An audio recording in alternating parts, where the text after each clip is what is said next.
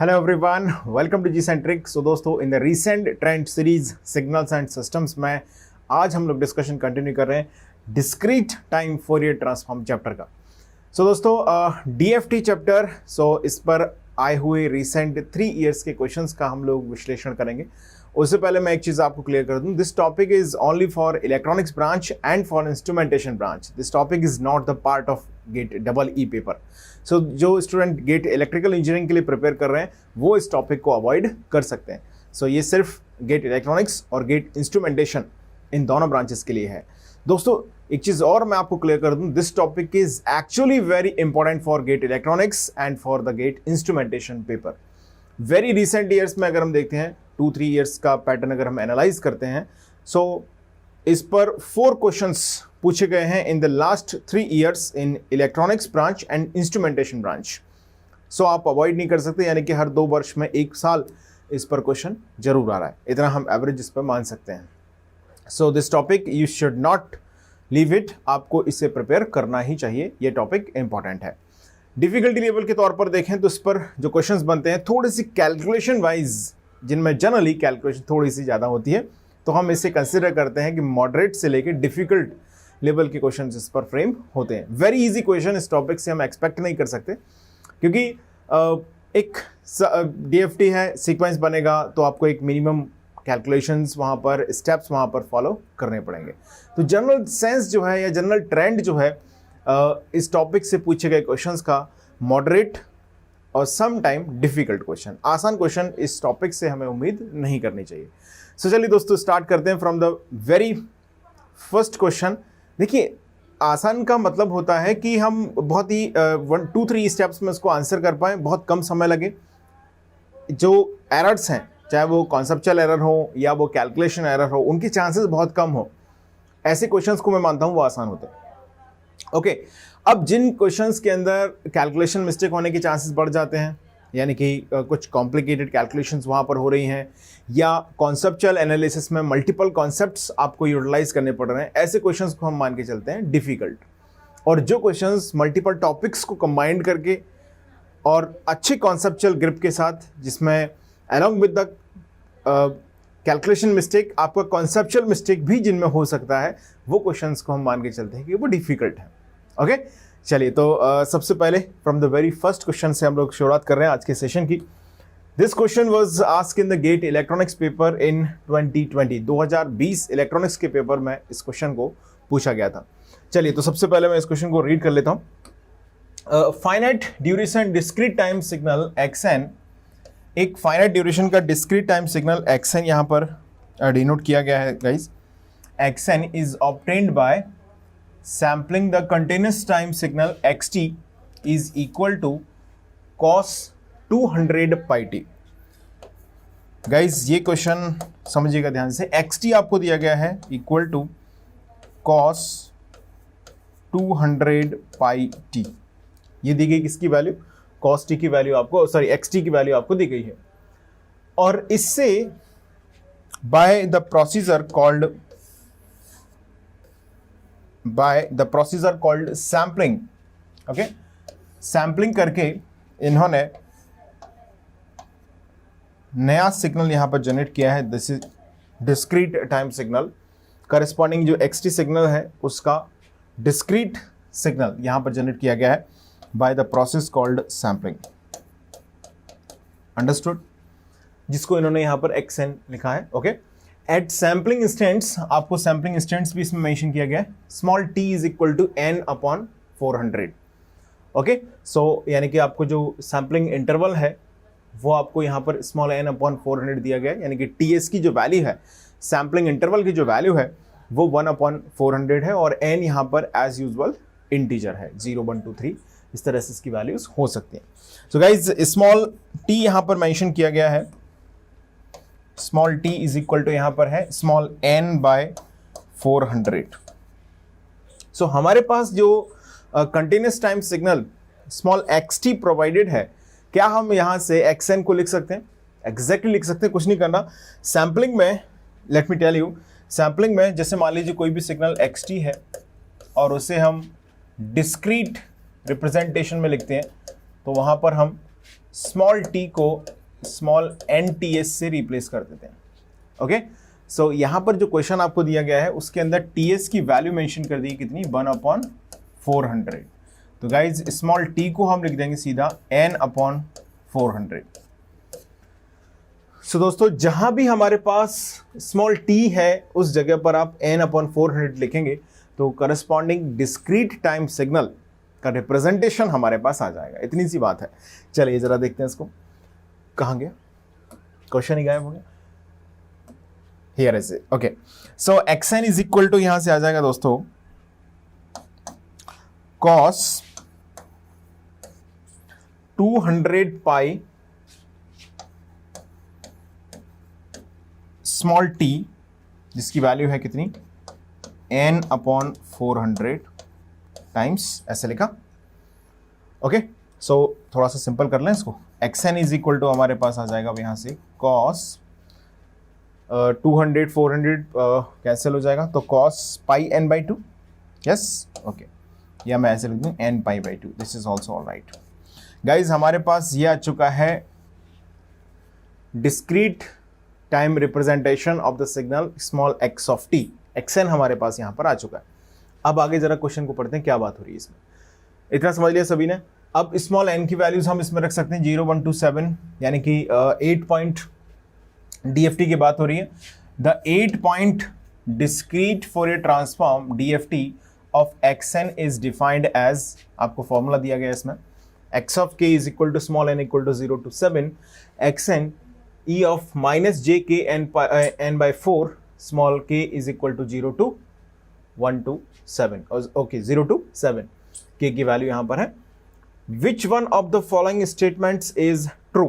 आपसे पूछा है कि इनमें से कौन सा जो स्टेटमेंट है वो इसके बारे में करेक्ट है, ट्रू है। फर्स्ट है ओनली x2 यानी कि DFT जो है, कैपिटल X का रिप्रेजेंटेशन है DFT का, ओके, और स्मॉल x का रिप्रेजेंटेशन है टाइम डोमेन का। ध्यान रखिएगा, जनरली यही भी स्टैंडर्ड भी रिप्रेजेंटेशन है और यहां पर भी वही यूज किया गया। x6 आर नॉन जीरो, ये दोनों नॉन जीरो है सिर्फ, या only x3 x5 are non zero, या बोला गया only xk all xk's are non zero, okay, या डी ऑप्शन है only x4 is non zero. The thing is हमें यहां पर x ऑफ k को कैलकुलेट करना है, और एक बार हमारे पास x ऑफ k जनरेट हो जाएगा then easily we will be able to find कि इनमें से कौन सा जीरो है कौन सा non zero. That's a question. Okay, so partially मैंने उस क्वेश्चन को आपको एक्सप्लेन भी कर दिया है, और इसका जो डिस्क्रीट टाइम रिप्रेजेंटेशन है वो भी मैंने आपको समझा दिया है। So guys this question is considered as a moderate level question. So हमारे पास xn है, xn signal is given to us. Okay, तो क्या हम इसका डिस्क्रीट फोरियर ट्रांसफॉर्म लिखें और उसमें हम आसानी से ये कमेंट कर पाएंगे कौन सा जीरो है कौन सा non zero. That's all. Okay, so guys यहाँ पर फॉर्मूला मेंशन किया भी गया है, और as we all know the formula for DFT is this, discrete Fourier transform। जैसे मान लीजिए कोई सिग्नल है xn, ओके, इसका DFT हम लिखते हैं discrete Fourier transform। तो गाइज इसकी वैल्यू आती है x of k is equal to for summation small n equal to 0 to n minus 1 x of n into e of minus j k 2 pi by capital N into small n। इतनी बात समझ में आ गई सभी को। This is the general formula for discrete Fourier transform DFT representation. So DFT representation का एक general सा फॉर्मूला है ये, x ऑफ k, यहां पर हम जिसको लिखते हैं। क्लियर सभी को? ओके, अब यहां पर small n is equal to 0 से n minus 1 small x of n e of minus j k 2 pi by capital N into small n, ये है रिप्रेजेंटेशन इसका। गाइज अगर आप क्वेश्चन को ध्यान से पढ़ें तो कितने पॉइंट DFT की बात की गई, यानी कि जो कैपिटल N की वैल्यू है वो यहां पर कितनी होगी, जरा क्वेश्चन को ध्यान से पढ़ो और बताओ। क्या हम ऐसा बोल सकते हैं 8 पॉइंट DFT की बात हो रही, हम बात करते हैं किसकी, n पॉइंट DFT की। जैसे मैंने यहां पर जो फॉर्मूला लिखा हुआ है, this is for what, this is for n point DFT। सो दोस्तों अगर इसमें कैपिटल N की वैल्यू हमारे पास 8 दी गई है तो उसको थोड़ा सा और सिंपल पॉसिबल फॉर्म में लिख सकते हैं हम। क्या लिखा जाएगा, x of k is equal to summation small n is equal to 0, capital N की वैल्यू कितनी है 8, तो क्या लिखेंगे बोलो 8 माइनस 1 यानी कि 7, small X N into E of minus J. अब हमारे पास यहां पर क्या है फॉर्मूला, माइनस जे के 2 pi by capital N. So capital N हमें यहां से डिफाइन करना है। Did I make any mistake in this representation? Let me check it. 8 point discrete time Fourier term DFT of a, ठीक है, ओके, इट्स ऑलराइट ना, yes, हाँ जी। तो यहां से हमने लिखा, एक minute, x of k is equal to this, okay okay, यहां से यहां तक हम पहुंच चुके हैं, दैट्स ओके। चलिए अब आगे देखिएगा इसमें। So e to the power minus जे के 2 pi by what they have given here, minus jk, here it should be pi actually, okay, e of minus jk, let me check, मैं इसको कुछ से लिख देता हूँ पहले से, ठीक है, ये हो गया divided by what 8 into small n, सही है इतना। इसको जरा सॉल्व कर लेते हैं पहले, क्या बनेगा, this is summation small n is equal to 0 to 7 x of n into यहाँ से क्या क्या कैंसिल हो सकता है, 2 से 8 4 टाइम डिविजिबल हुआ, सो ई ऑफ माइनस जे के पाई स्मॉल n बाय 4, या हमने सही लिखा है यहाँ पर इसको, ऑलराइट। इसमें इन्होंने क्या मेंशन किया है, ई जो माइनस जे के एन जे के पाई n बाय 4, यहाँ पर होना चाहिए पाई, ओके कोई बात नहीं, ठीक है, हम फॉर्मूला अलग से यूज कर ही रहे हैं, दैट्स ओके।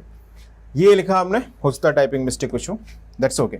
अब हमने ये सॉल्व कर ही लिया है, तो अल्टीमेटली हमारे पास अगर नहीं भी गिवन होता तो ये फॉर्मेट आ जाता। चलिए, तो हमारे पास x ऑफ k का फॉर्मूला आ चुका है गाइस। तो सबसे पहले आप इसको नोट करो, इसको लिख लिया सबने, सैम्पलिंग आपने परफॉर्म की, x ऑफ n जनरेट हो चुका है, small x of n generate किया, that is cos n pi by 2, clear सभी को। अब गाइस यहां से अगर हम इसको पहले, इसको भी नोट कर लो, आप जल्दी से लिखो पहले इसको, फटाफट लिखा सभी ने। यहां पर हमारे पास जो एक्चुअल फॉर्म हम यूज करने वाले हैं डिस्क्रीट फोरियर ट्रांसफॉर्म का, उसका रिप्रेजेंटेशन आ गया दोस्तों, ये क्लियर सभी को, नोट किया सबने। चलिए अब वापस आते हैं क्वेश्चन के यहां से फर्दर एनालिसिस पर। गाइस हमसे यहां पर पूछा गया है कि जो x at k equal to 2 है वो क्या होगा, ओके 3 पर 6 पर क्या होगा, 3 5 4 इन पर ये नॉन जीरो वगैरह वगैरह की बातें की गई हैं।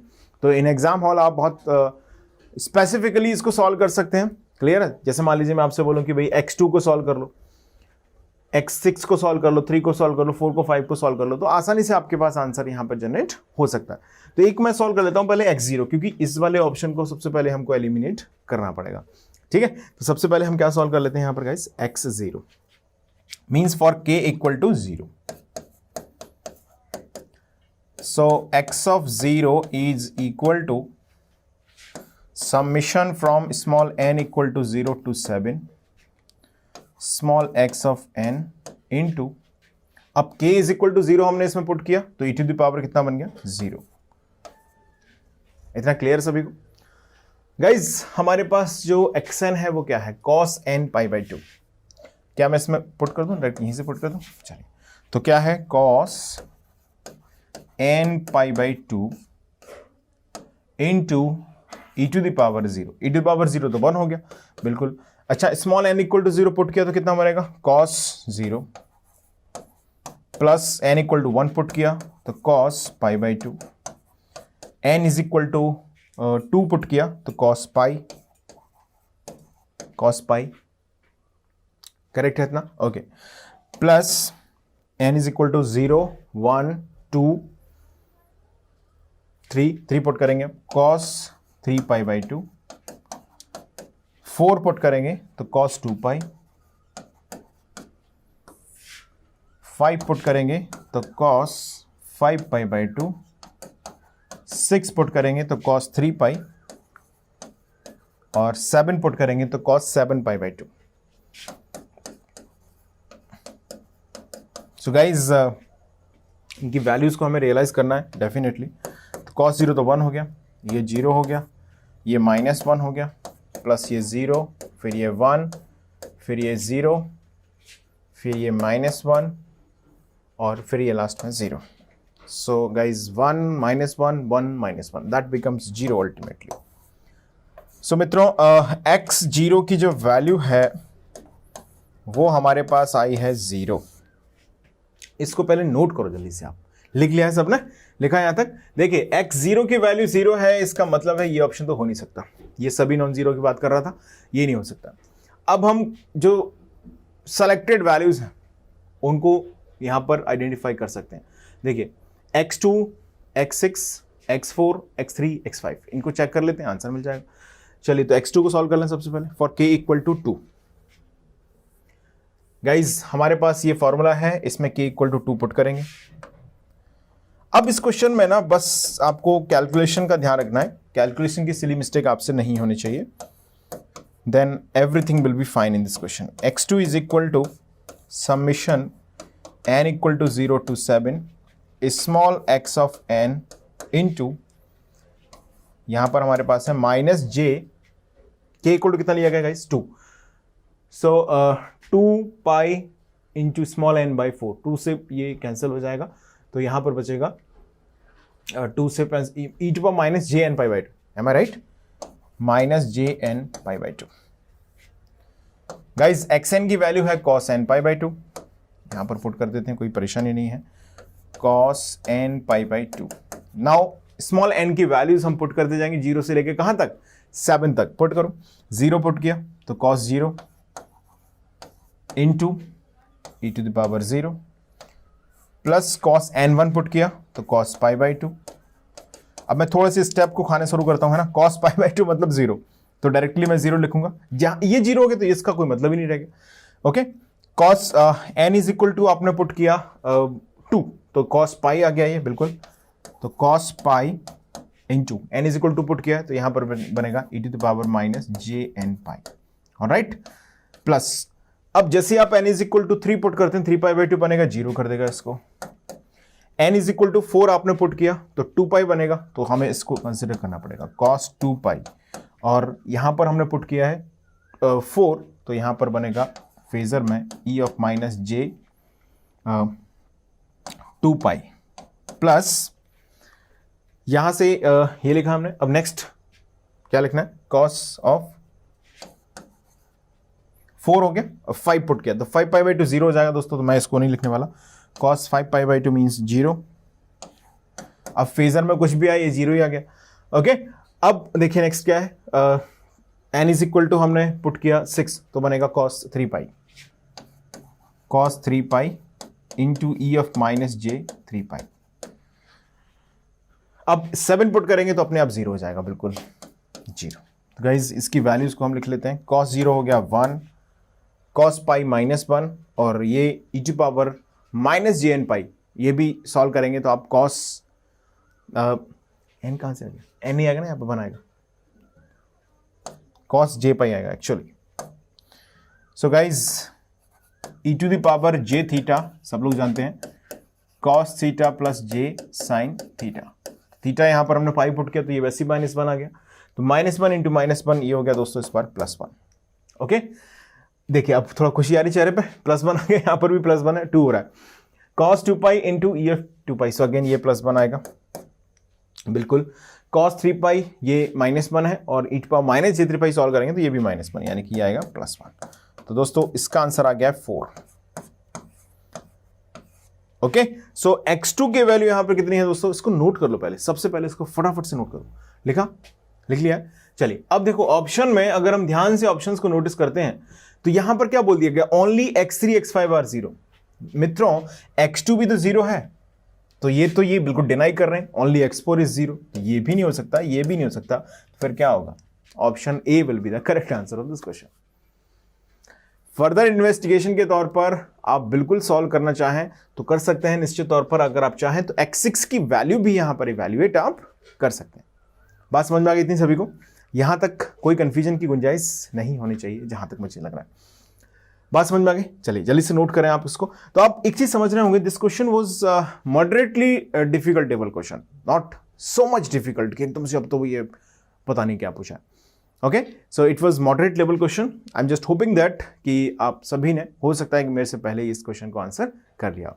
चलिए बात करते हैं दोस्तों नेक्स्ट क्वेश्चन की। So guys let's begin our discussion to the next question. See the next question. Before that, let me give you some small announcement.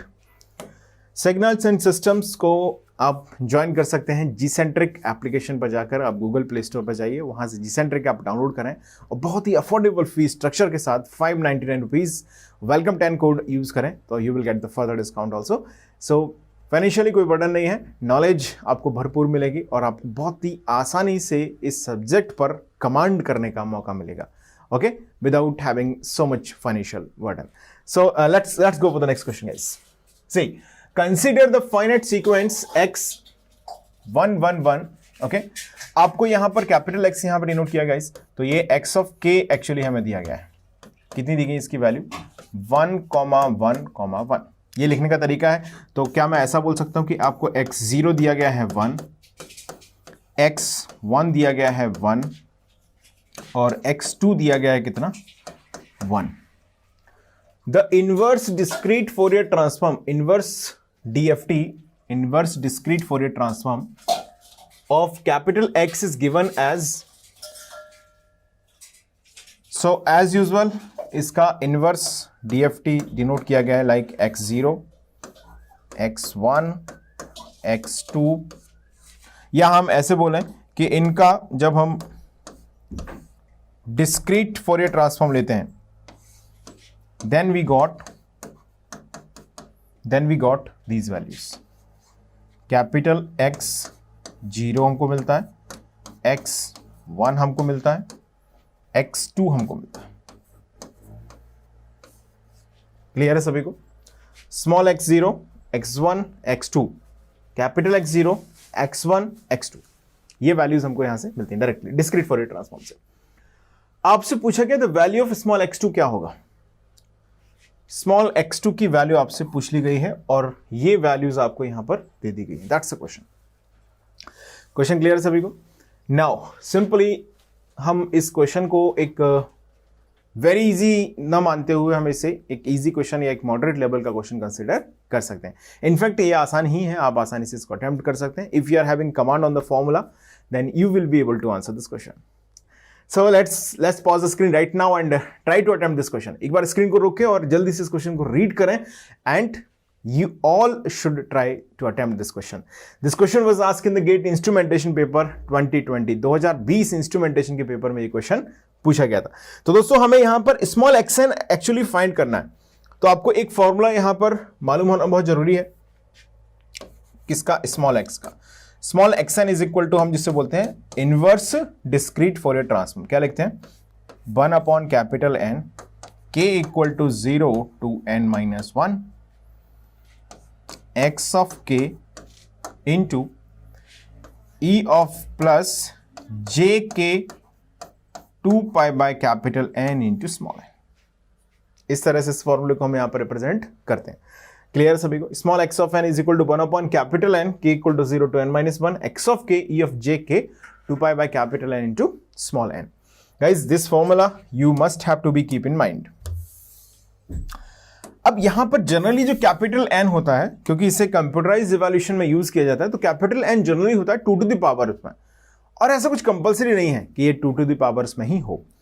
Guys यहां पर अगर हम नोटिस करते हैं तो यहां पर वैल्यूज आपको दी गई हैं x0, x1, x2, और जो DFT आपको दिया गया है सीक्वेंस में वो भी 1,1,1 दिया गया है। Means here capital N is provided as 3। Okay, so दोस्तों कैपिटल N की वैल्यू कितनी दी गई है? यहां पर 3 दी गई है। ओके, सो हमारे पास जो मॉडिफाइड फॉर्मूला है वो ये हो जाएगा, small xn is equal to हो जाएगा अब 1/3 for summation k is equal to 0 to कहां तक लिखेंगे? 3 - 1 x of k e of minus नहीं plus j k 2 pi 3 into small n। ये हमारे पास यहां से रिप्रेजेंटेशन आ जाएगा। अब आपसे पूछा गया है, उसी की सिर्फ बात करेंगे। क्या पूछा है? Small x2। सो साथियों, क्या मैं ऐसा बोल सकता हूं कि small n is equal to कितना रखना चाहिए इसके अंदर, 2 रखना चाहिए, for n is equal to 2। So यहां से आएगा small x2 is equal to 1/3 को थोड़ा बाहर रख लेते हैं, k is equal to 0 put किया तो क्या बनेगा x0 into e to the power j k 2π/3 into small n is equal k equal to 0, तो ये हो जाएगा e to the power 0 plus k is equal to 1 put करेंगे तो x1 e ऑफ j 2π/3। दोस्तों यहां पर स्मॉल n की वैल्यू कितनी है, 2 इंटू 2, इतना सही लिखा है, प्लस x ऑफ कितना आएगा यहां पर 2 इंटू ई ऑफ x01, यहां पर एक्चुअली n की वैल्यू 1 आएगी, I am sorry, small n is equal to 1 is here ना, okay, no not 1, it's 2 actually, I am sorry. So here the k value is become 0 1 and अब यहां पर आएगा 2, तो कितना हो जाएगा ये j k 2 रखा तो 2 इंटू 2π/3 और n की वैल्यू अब कितनी है यहां से 2, ये यहां पर जनरेट हो जाएगा इस तरीके से। इतना क्लियर है सभी को? जल्दी से इसको नोट कर लें, पहले लिख लिया सबने। चलिए अब हमारे पास जो x0, capital x0, capital x1, x2 इन तीनों की वैल्यूज नोन है तो इसमें पुट करेंगे, आंसर आ जाएगा simple. So now let's put this value here, small x2 is equal to 1/3 को बाहर रखते हैं, x0 कितना है 1 प्लस x1 कितना है 1, e टू द पावर यहां पर है j 4π/3। गाइस 4π/3 को क्या मैं ऐसे लिख सकता हूं, पाई प्लस π/3, यस और नो लिख सकते हैं guys, 4π/3 can be written as pi plus π/3 और not, yes we can write, सही है, ओके। सो क्या हम इसको, अब हमें एक्चुअली इसे डिफाइन करना है कॉस और साइन के लिए, तो आप एज इट इज चाहें तो ऐसे लिख दें कॉस पाई प्लस π/3, या आप डायरेक्टली यहां से इसको ऐसे सॉल्व कर सकते हैं। देखिए j times of pi into e to the power j π/3, क्या इसको ऐसे लिखा जा सकता है, exactly we can write it, okay, plus x2 की वैल्यू कितनी अगेन 1 है और यहां पर अब हो जाएगा ये 2 इंटू 2π इंटू 2, सो ये हो गया 8π/3। अभी हमने इसको कैसे लिखा था, क्या हम इसको 8π/3 को कैसे आप ब्रेक कर सकते हैं, 2π प्लस समथिंग लिखा जा सकता है क्या इसको, 2π plus 2π/3, is this correct, see is this all right, 6 into 8, okay, 2π plus 2π/3। So क्या हम इसको ऐसे भी लिख सकते हैं, e to the power j 2π into to the power j 2π/3, okay. चलिए अब यहां से हम इसको फर्दर सॉल्व कर लेते हैं, 1/3 times e to power j pi हो गया cos pi plus j sin pi, so sin pi is 0, cos pi is -1, तो 1 minus e of minus j π/3। अब j π/3 means 63 plus π/3 plus e to power j 2π हो गया कितना, e to power j 2π हो गया है 1 और ये आ गया e टू पावर j 2π/3, इस तरीके से लिखा जा सकता है इसको। नाउ 1/3 टाइम्स 1 माइनस इसको हम लिख सकते हैं cos π/3 plus j sin π/3 plus इसको लिखेंगे इसी तरीके से cos 2π/3 प्लस j sin 2π/3, ये लिखा, क्लियर है इतना सभी को। Now so 1/3 times 1 minus cos π/3, cos π/3 को गाइस लिखा जा सकता है 60 डिग्री 1/2, बिल्कुल, माइनस 1/2, इसको भी बाहर लिखा तो ये आ जाएगा minus j times √3/2 plus cos 2π/3, second quadrant है, सो अगेन ये क्या आएगा, ये -1/2 इसकी वैल्यू होगी, cos 2π/3 यानी कि 120 degree, it's a second quadrant, second ASTC है ना, second quadrant means cos will be negative and sin is positive in the second quadrant, yes, so plus j times of √3/2, ये हमारे पास इसका रिप्रेजेंटेशन आ जाएगा। सो अब जरा ब्रैकेट को सॉल्व कर लेते हैं, 1 minus 1/2 plus 1/2 minus 1/2 0। Real part हो चुका है 0, अच्छा इमेजिनरी पार्ट भी 0। तो गाइज फाइनली आंसर हमारे पास आ गया है 0 multiply with 1/3, that is simply mean guys equal to 0। So final answer यहां पर जनरेट हुआ है 0। Let me recall this concept entirely for you. सबसे पहले अगर हमें यहां पर क्वेश्चन हमने रीड किया, हमसे पूछा गया है, आपको डीएफटी दिया गया है, डिस्क्रीट फोरियर ट्रांसफॉर्म प्रोवाइडेड है, ओके, और आपसे पूछा है इसका इनवर्स डीएफटी कितना होगा for small n is equal to 2। That's a question. Small n is equal to 2 पर इसका इनवर्स डीएफटी कितना होगा, ये पूछा गया है। क्लियर है ये बात सभी को?